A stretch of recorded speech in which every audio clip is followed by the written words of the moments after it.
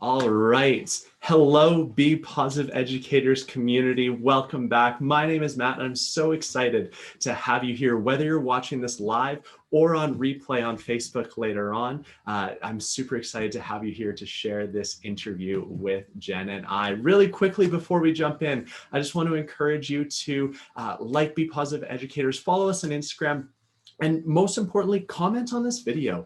Let Jen and I know if you have any questions, things that you'd like us to clarify. And even if you're watching this on replay, we'll be super, super excited to respond and connect with those questions as soon as we get to them. So without further ado, let's get started tonight. I'm super excited to welcome Jen Smith to the Be Positive interview. Jen is a co-owner of WordPLAY Consulting. And Jen has a really, really deep, amazing background in recreation, which includes working as a support worker with adults with disabilities, as well as working with Camp Easter Seals, and now works with the City of Calgary, offering a variety of programming through the municipal recreation department. I've been lucky enough to know Jen for a long time. She's been such a mentor of mine in the sense of, it seemed like every conference that we happened to be at, Jen would always come to my sessions. I don't think she actually had any interest in them, but she would always come to my sessions to just cheer me on and provide me feedback on my speaking, which I was always so grateful for. And so, you know, Jen and I connect so much on having such deep recreation roots and such a passion for child and youth programming, which is what really brought both of us to a place where we're really invested in teacher well-being. So Jen, I'm super excited to have you. Welcome.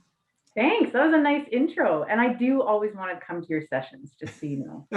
I do. I would tell you if I didn't. We're good enough friends, I would say, right? That's true. That's fair. Very fair. Well, let's dive in. Really for those of you that are watching who have seen, you know, the first couple of interviews, really the way that I like to start is, you know, talking about positivity. And I'd love to know, Jen, how do you define positivity? Well, that's a great question.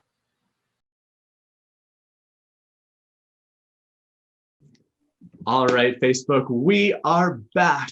Classic technical difficulties. If anything says 2020 and 2021, it's trying to figure out Zoom and having microphone and computer and audio technical difficulties. So thanks for bearing with us. And Jen, thank you for bearing with me as we navigate all of the weirdness of technology. It's all good. I told you it's always me. I am that person. Jen Gores, if she's listening up there, she will laugh her head off that this has happened. All those like nuances and like the craziest things that have ever happened in technology, it's me. They pick me. That's amazing. And I feel like as facilitators, we work so hard to try to make sure that we're in an environment where these things can't happen, and yet somehow they inevitably do. So just kind of learn to just roll with it. That's all you can do. Yeah. So true. Well, let's dive in where we left off, and you left everybody hanging so excitedly, and hopefully those folks, Jody and Jill and others, are back to hear this answer. So Jen, how do you define positivity? All right, take two. So after giving it lots of thought, and I really enjoyed thinking about positivity, it comes down to the belief in your purpose, your power, and your potential. And so to kind of flesh those out a little bit, you know, with positivity, it makes sense that you would have a clear vision of what you're passionate about, what drives you, what motivates you, what, you know, gets you up in the morning, that type of thing. And so for me, I know I really have a strong passion with children. I have a strong passion for recreation and sport, healthy child development, connection, and the power of play. So for me, just knowing and being able to reiterate those in my head, I think that's important. And I think that's part of positivity. The second one, power, I don't mean it in a hierarchy type of way. It's more, you know, really identifying and being able to celebrate your strengths and your abilities. What do you bring to the table? What are you good at? And acknowledging those and not feeling bad for doing that. So being able to celebrate those and utilize those, knowing that they can make a really positive impact on other people's lives, in our world, whatever it may be. And then potential. This is something that really hits home with me. I would say I'm just an ongoing learner, and I'm always that person that's like, I do not know the answer. I'm going to try and figure it out. Okay with that. And I think that's important because life definitely throws us curveballs, as we know. Things change on a very, very regular basis. So in order to be able to say, I may not be perfect at this, or I may not be great at this, but with practice and with time, I can get there. That whole growth mindset kind of mentality, that's what it comes down to. And I think Joyce said, I listened to her interview the other week with you. She's an awesome lady, by the way. Joyce, we need to be friends. Just putting it out there. Loved it. You're a super fantastic woman. But I loved, it's okay that we take time to get to really practice, and things may not always be perfect, but we just keep working through those challenges and those obstacles. So yeah, just to wrap up, positivity for me is the belief in our power, our potential, and our purpose. I love that. And those 3 P's, you can tell that you're a facilitator, just really creating that alliterative effect. I love it. I love it so much. That just speaks to my heart. Power, purpose, potential. Wow. There's so much there, and I'd love to dig in more. I'm excited that purpose and passion was such a core piece of that, because I believe that too. I'm actually, I just filmed a new piece of content that'll be coming out in the next 2 weeks around thinking about purpose and passion, really in the interest of recognizing how big of an impact, educators and people that work with children in general have. And to me, I think it's so important to remember that purpose, that passion, that reason that gets us out of bed in the morning is so central to making sure that we're able to have that really meaningful, powerful impact on the kids that we work with. Yeah. And I also, just to add on that, is it brings you back. So I'll be honest, like in the last year and a bit, I've had probably 2 to 3 phases of that, like, feeling stuck or hopeless or in a funk, right? And so you always will have that within you, that ability to link back to your passion, but you may lose it, right? Or it may get foggy at times. And so being able to see that it will come back in time, however long that will take. Every person's different, but yeah, the ability to come back to it.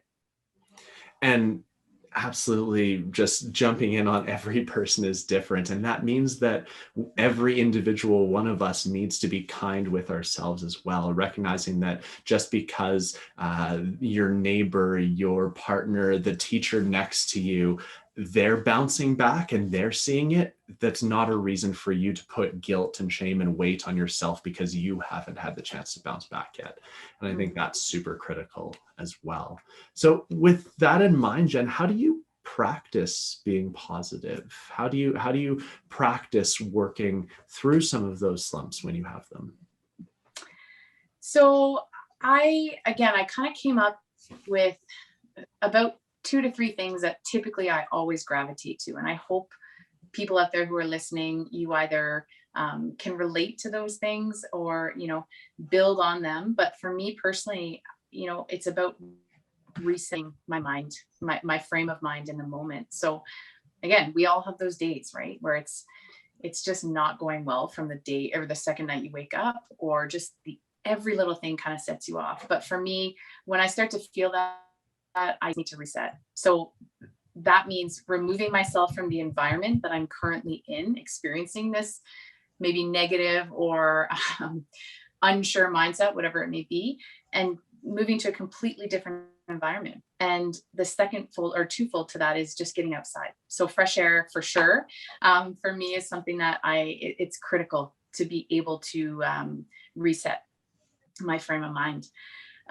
Second of all is just reflecting. And, for years, I'm sure lots of us have heard about mindfulness and meditation and gratitude and all those beautiful, wonderful things that we should all be doing and can benefit from. But I never actually practiced until recently. And I think, I'll be the first to admit I don't do it every day. But what I do know that works for me is that in a household such as mine, I have 3 kids, 6, 3.5, and 2. I have a partner partner. I have a big hairy dog who sheds all over the place all the time. But with that household, I need to start the day off with me. And I wasn't doing that for a long time. So I get up, and I'm not really an early morning person. I do love mornings, but I'm not that 5 a.m. die hard, going to exercise. I really salute those people who can do that. But for me, 6 a.m., I get up, I make a coffee, I go sit on the couch, and I open my journal, and I just reflect on the previous day. And I write a couple things down that I'm really, really thankful for, or things that made me think. And maybe what did I learn from that? Again, I don't do it every day, but I find even 2 to 3 times a day, or 2 to 3 times a week, really, really sets my week up for more positivity. And then finally, it's connection. It's all about connection. For me, I'm a super duper extrovert for sure. And I know everyone isn't, but I think regardless of whether you're an introvert or an extrovert, it's connection that we all really want and we all really need. And so for me, it's, if I'm feeling down or if I'm feeling negative and I need that boost of positivity or to bring me back, I know that it's a conversation with my partner, maybe with a couple glasses of wine, just saying. I know that it's a conversation with my best friend, Jenny G, or somebody else that I really trust. And it's also about connecting with my kids as well, and just having that playful side come out. So again, it's for me, it's resetting, it's reflecting, and it's really connecting. And I do want to say, Matt, sorry, I have to say, I came across a quote recently from mantra from Brene Brown, and it says, strong back, soft front, and wild heart. And as soon as I read that, I was like, yes, I'm going to steal this and use this as my own mantra.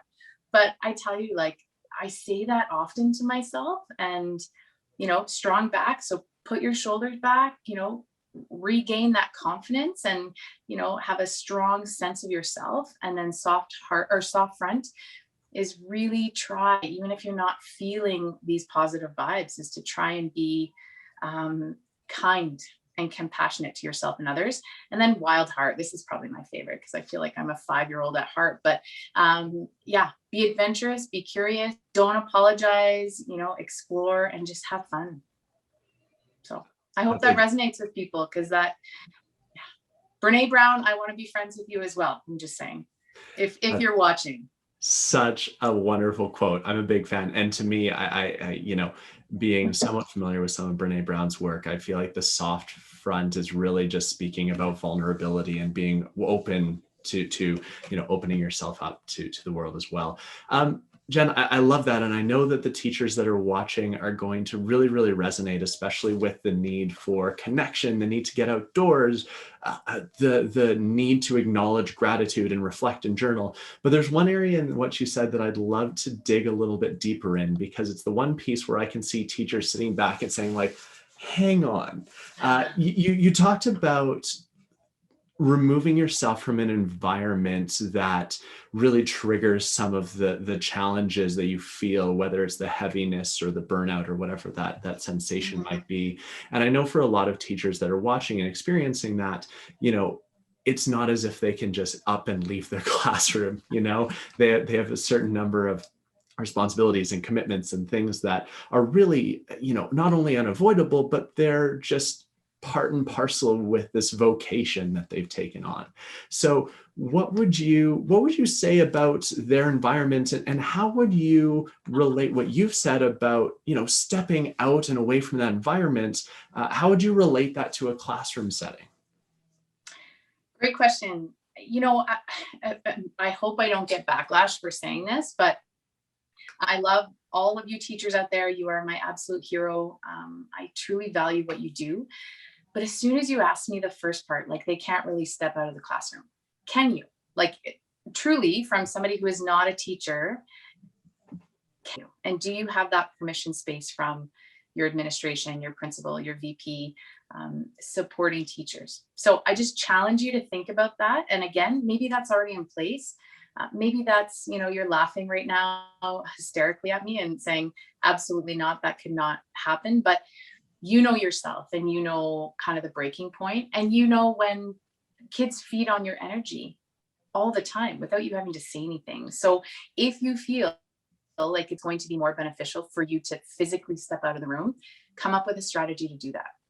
And I think as a team, I think it's important to identify that, especially what we're dealing with now. So just a challenge to throw out there. I'm always open to feedback as well to hear if that actually happens or if it's just a good laugh for tonight. The other thing is, I'm trying to put myself in the position of a teacher. I teach in recreation programming, which, it's a form of teaching, no doubt. And I'm really trying to put myself in that perspective. What if I needed to step out of the environment to do that? The thing that comes to mind for me is storytelling and really acknowledging those feels. I mean, Joyce said, feel the feels, right? Like get uncomfortable with feelings. And I agree. So how are we expecting the kids that we work with to really identify their feeling and work through resiliency? Sorry, my light went off. Work through resiliency and, build off that when we're not actually able to be honest with our feelings and stuff like that.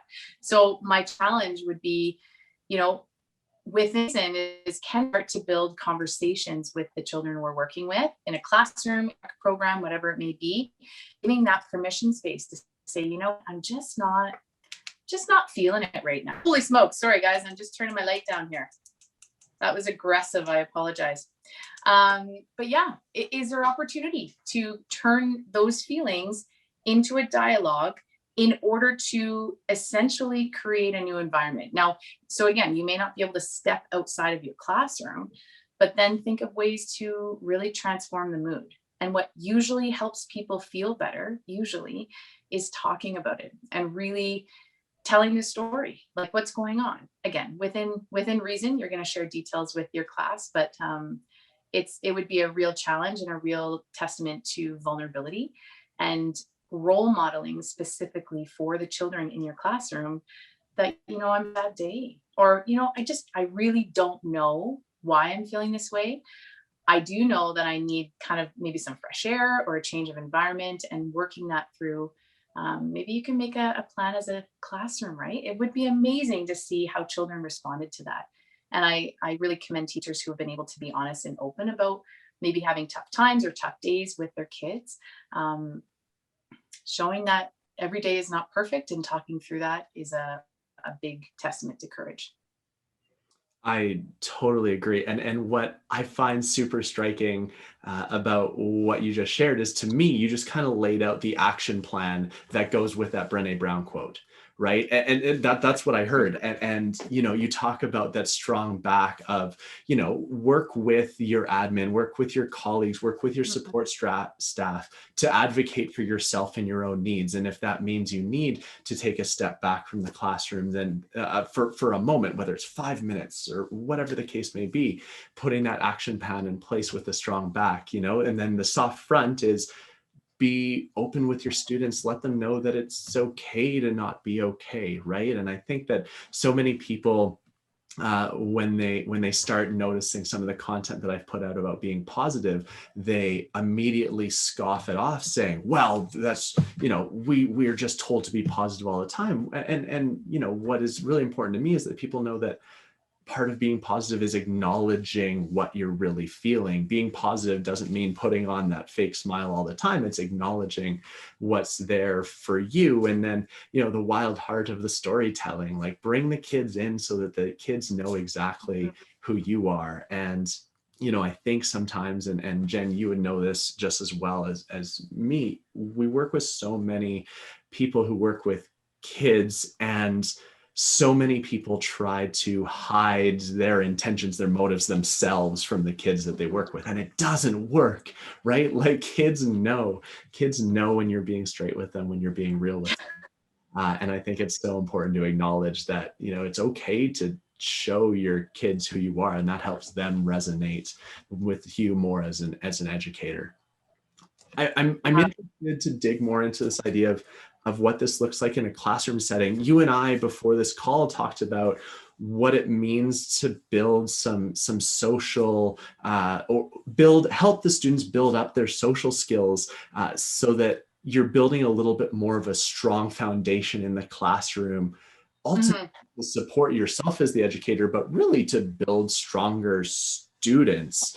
What would kind of your first step be to building a stronger foundation within the classroom?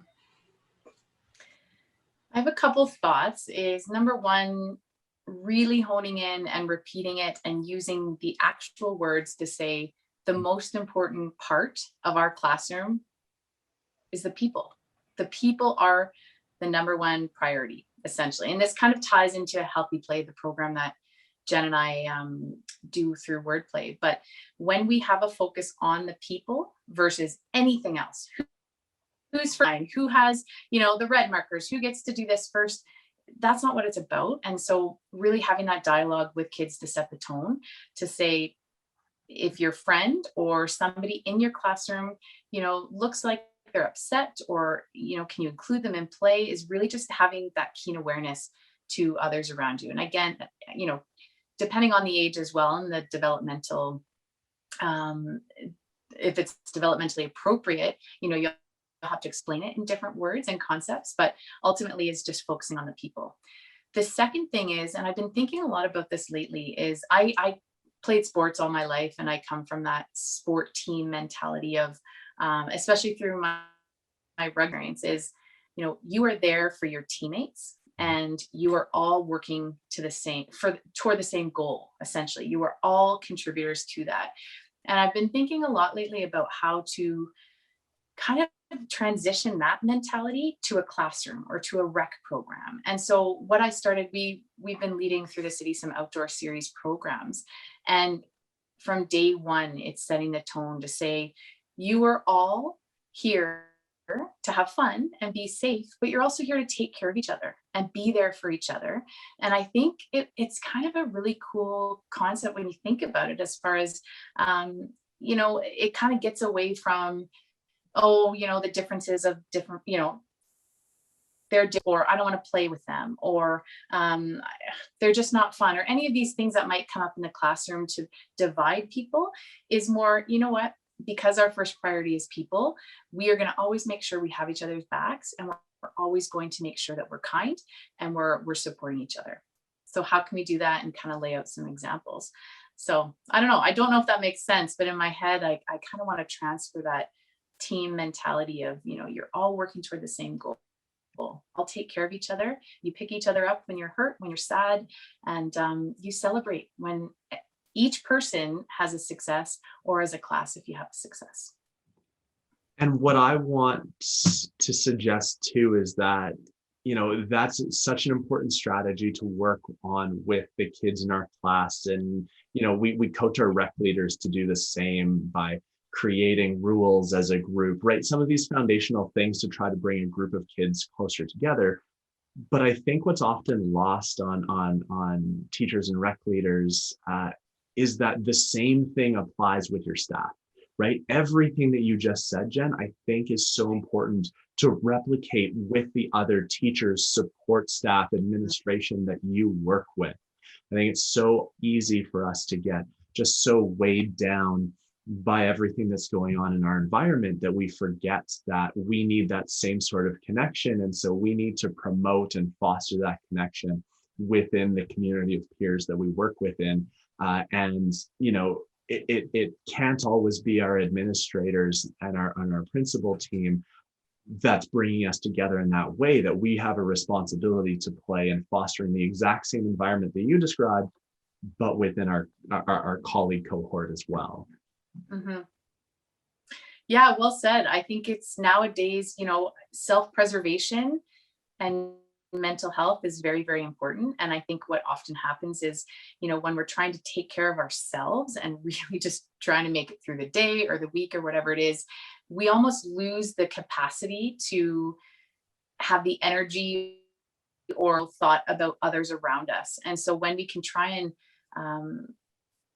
at least if we know that the teammates around us will be watching out for each other, whether they're the students or the staff team, to really, right, and just to say, how's everything going? And, not everyone on the staff team may be best friends, but it's still important to ask those questions. How are you doing? Is there anything you need? Great job. We'll get through the week, like whatever it is. I think that's really important. And for me, one of the things that I like to recommend for teachers when this feels particularly challenging is to identify 3 people. And those 3 people are a mentor of yours, someone that you can go to and ask questions like, I'm stuck, I need help with this. The second person is a mentee, somebody who you know that you play that mentorship role for them. And then the third person being an ally, somebody who you know is really invested in the same sorts of purpose and passion that you are. And I think those 3 people, labeling those 3 people, but also connecting with those 3 people is really, really important.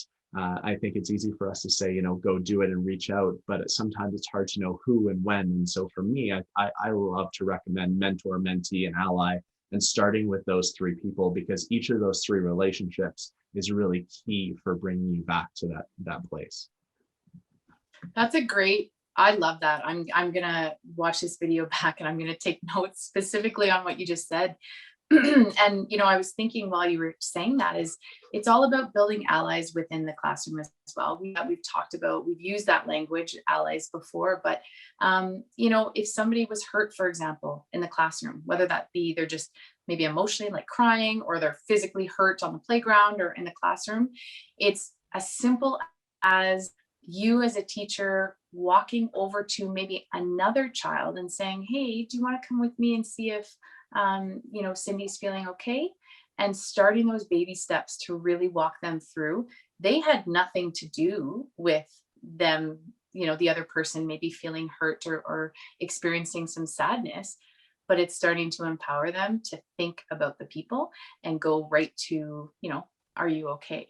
Right? And paying attention to that. We start to do that. We not only take some of the burden. I say burden, that sounds really negative. I don't mean that, but we take some of the responsibility off of the teachers and the education assistants and all of that, and we're giving that responsibility power back to the children. I love that so much, and I think that any time that you can provide that opportunity for children to embrace those types of skills, it makes such a long-term impact. Not only in your classroom, but for years and years to come.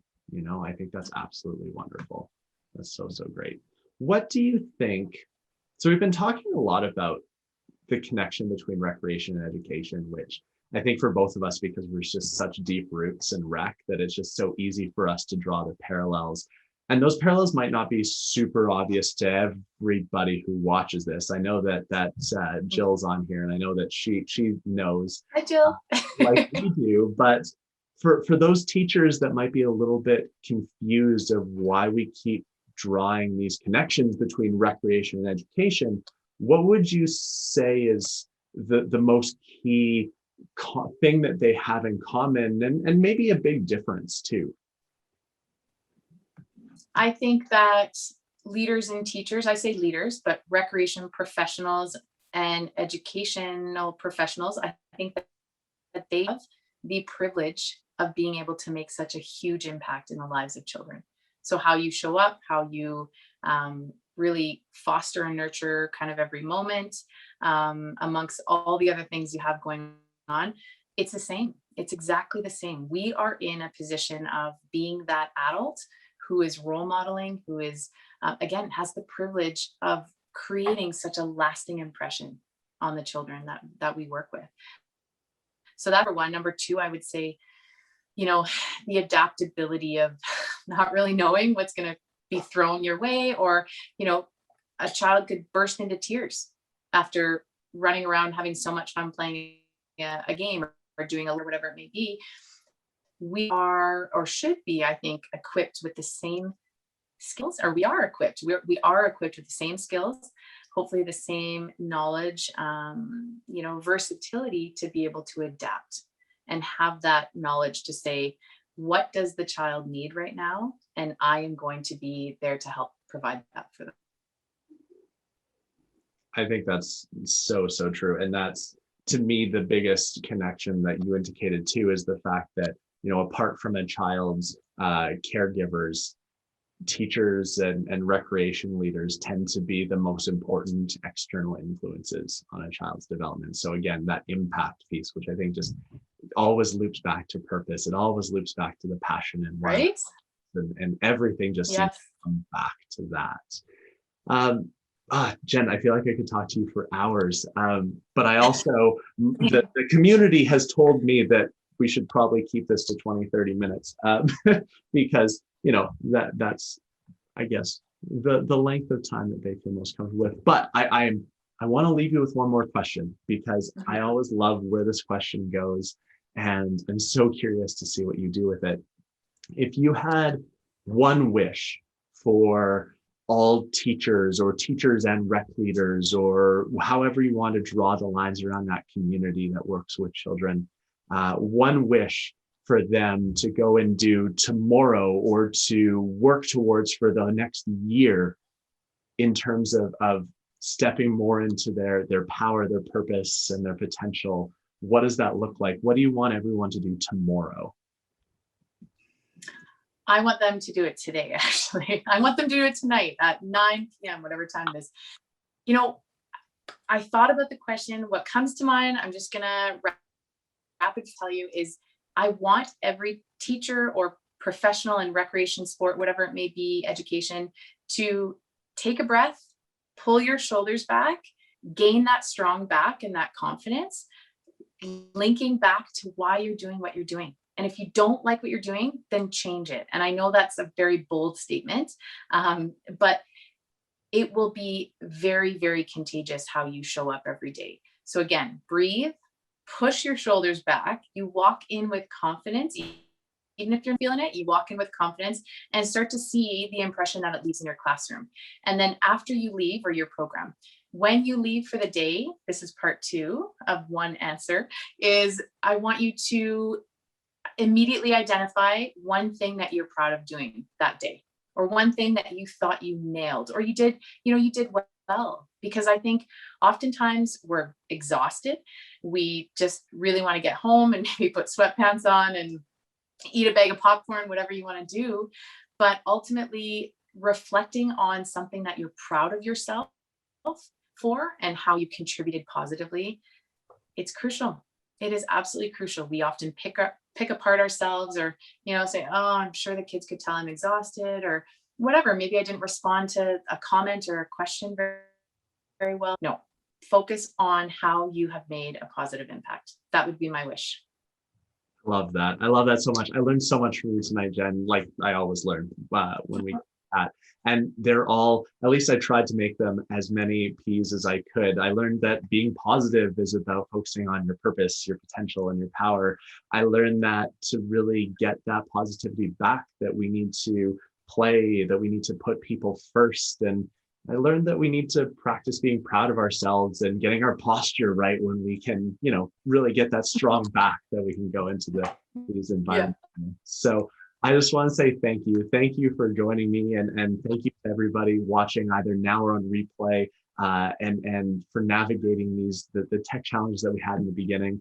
I feel like it was well worth it. And hopefully teachers, those of you watching, you felt that there is some value in there for you too. As always, please feel free to comment, share the pieces of this video that really resonated with you, with us, and share it with other teachers in your network. Be Positive is really about developing a community of educators, a community of people that can help remind us of our purpose and remind us to stay nice and strong when we're encountering those tough situations. So please, please, please share this with your community, with your networks. And we're also on YouTube and Instagram. So check us out on those platforms as well. Jen, thank you so much. And to everybody watching, I hope you have a fantastic Friday evening and a fantastic rest of your weekend or week whenever you are watching this. Thanks, everyone. Bye.